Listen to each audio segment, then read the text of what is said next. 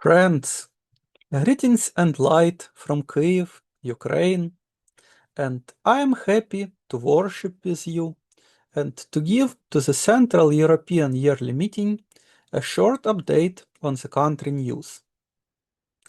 As you will see, the spirit moves vigorously in Ukraine, and you could find explanation for this in the recent CEYM annual meeting epistle. I would like to quote it.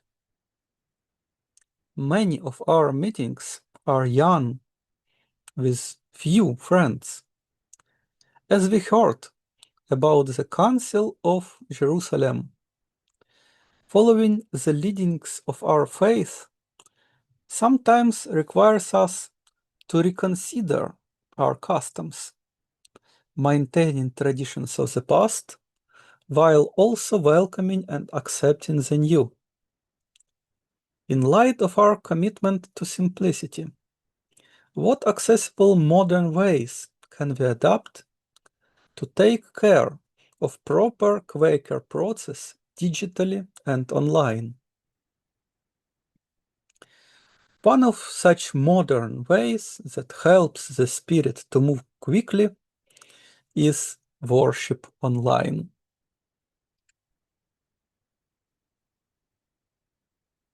This year, there were only 2 meetings for worship in person in Ukraine, notably during the pastoral visit in May, that thanks to CEYM's wonderfully gathered almost everyone, near 20 people, and during the pastoral visit of Kristen Richardson in January, that gathered 11 attenders at the Meeting of Friends of Ukraine.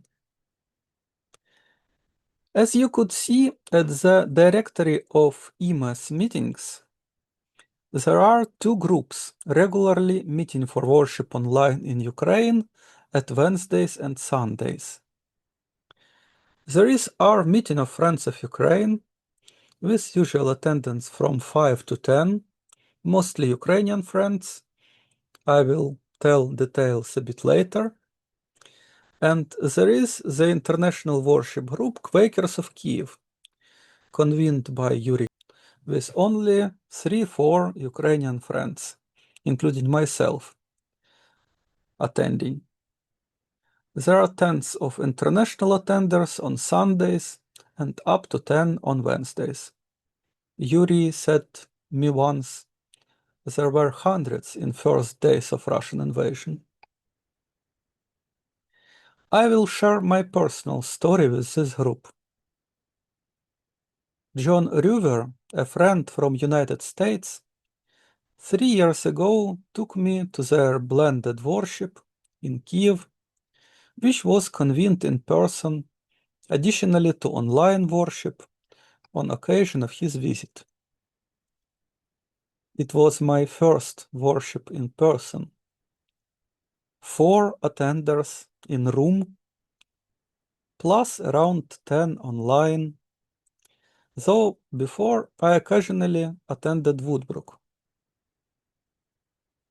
The worship appealed to my individual knowledge of inward enlightenment that I already had, that came, to say simply, from childhood revelation, after a long stillness, just out of divine guidance, without any awareness of tradition or the religious society of friends.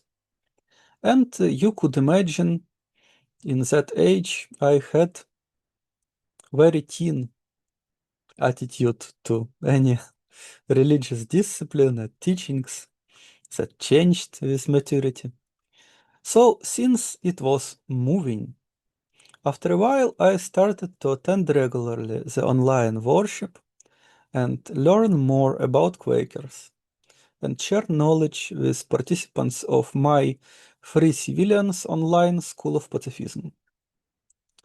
Eventually, we were led to discuss that lack of any public peace church in Ukraine is a serious gap, and whether we have a faith to do something with it.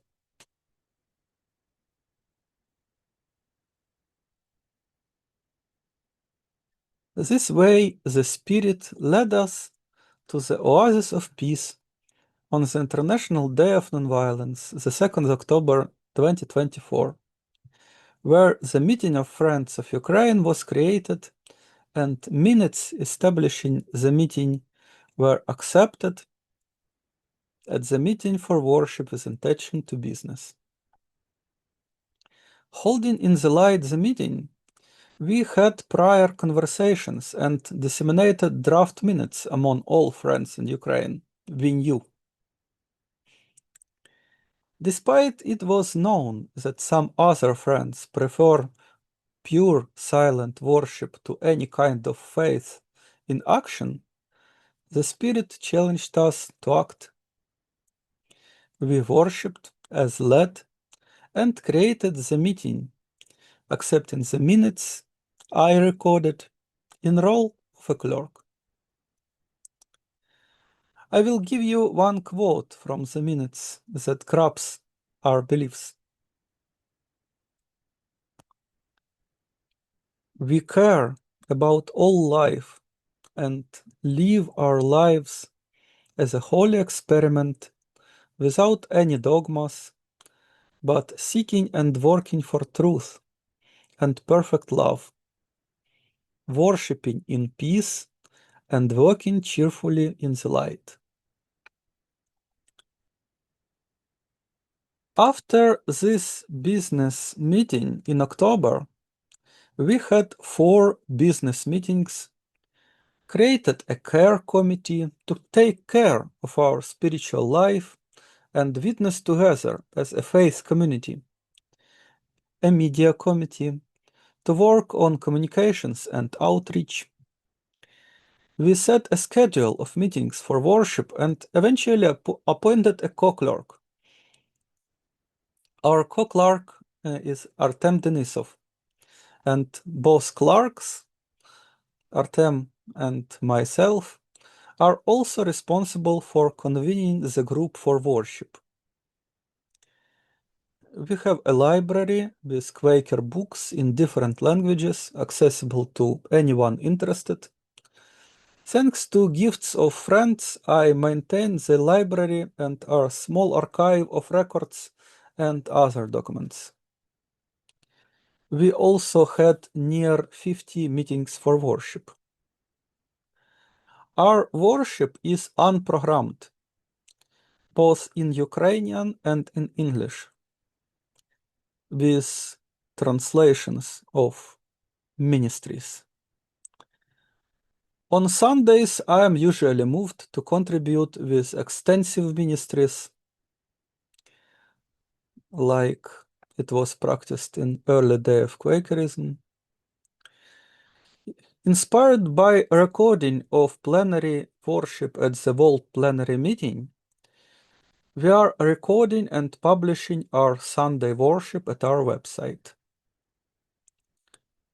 During Kristen's pastoral visit to Kiev, we had a long conversation about why we need to worship and witness not only in the privacy of our hearts, but also publicly, in light of the day. Because as the Gospel of John, chapter 1, verse 5 says, light must shine in the darkness. Emily Provence wrote the similar things in her records to Swarthmore lecture about being in the world, not withdrawing from it. Her advice, drawn from Quaker wisdom from around the world, is live publicly in a way that makes it easy for other people to see Christ in you.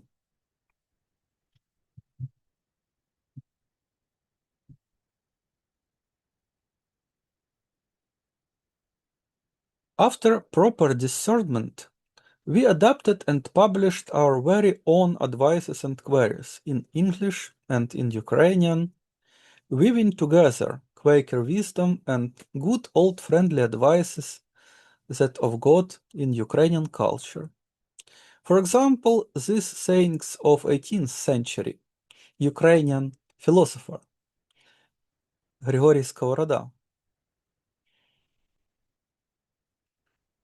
Our life is a travel, and friendly conversation is a cart that makes the journey easier for the traveler. Do what you were born to do. Be a just and peace-loving citizen, and that's enough of you. We are also a joyful community. Sometimes we are singing and sometimes enjoying spiritual songs performed by artificial intelligence. So Artem and I prepared the Ukrainian Quaker songbook. Copies of all three brochures, along with a gospel from our friend in Rivne, were presented to European friends during their pastoral visit. I already said about our commitment of not withdrawing from the world, rather working hard for the peaceable kingdom of heaven to come here and now on earth around us. In our social witness, we donate blood and also gas-powered generator donated for a medical clinic on frontline, an electric stove for a family in need. Artem took a great deal of work to refurbish a notebook donated by a German peace activist to help a conscientious objector in hard situation to sustain family learning skills for online work in IT. And we participate in social events like a civil society forum and the Day of Diversity in Kiev, where you see a lot of people, including myself, and right next to me, a chief of a bit strange state agency responsible for regulating religions in Ukraine. His name is Viktor Yelensky, and he is a head of DES.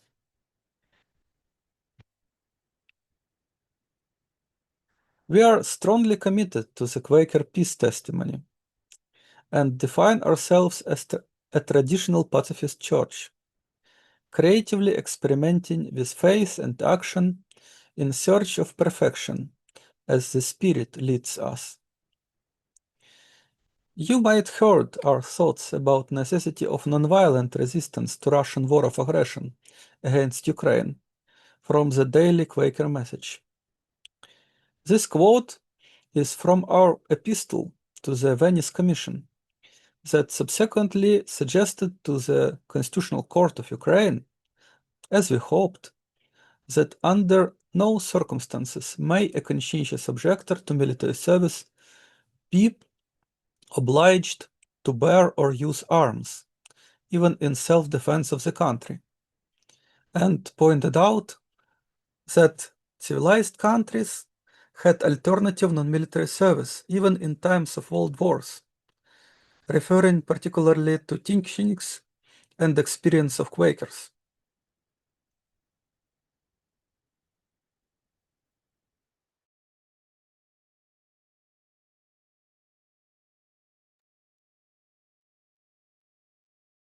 I worked hard for a week to make a thorough translation of advisory opinion, the amicus curiae brief of the Venice Commission in Ukrainian. Thanks God, I am a legal scholar with PhD and I had skills and opportunity to be helpful because the democratic society needs to protect human rights. It is a shame that we have prisoners of conscience. Legitimate objectors are punished like regular draft evaders, despite their deep faith, instead of allowing them to serve Ukraine as nonviolent Christians. And some objectors were forcibly conscripted and tortured in army for refusal to be soldiers. United Nations Committee Against Tortures recently expressed its concerns in this regard. When the translation of Venice Commission's opinion was submitted to the Constitutional Court, I received reply that my translation was added to the case file, which means that judges found it helpful and it might contribute into the protection of human rights in Ukraine. We also requested and received a minutes of interdepartmental working group tasked with drafting amendments to allow alternative non-military service in wartime. We discussed the minutes and are working on our proposals to help the government to comply with international human rights obligations of Ukraine.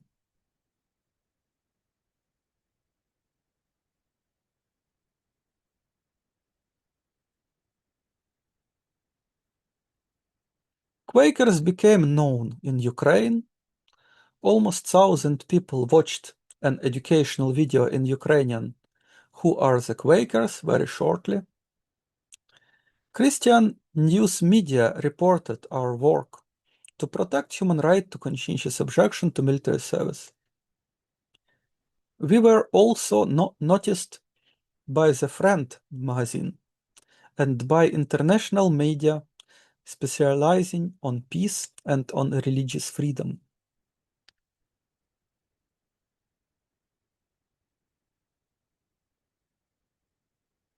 At the business worship, when the meeting of Friends of Ukraine was established, we recorded that our faith and practice is formed in the search for truth and peace in our lives on the basis of Quaker faith and practice of different kinds.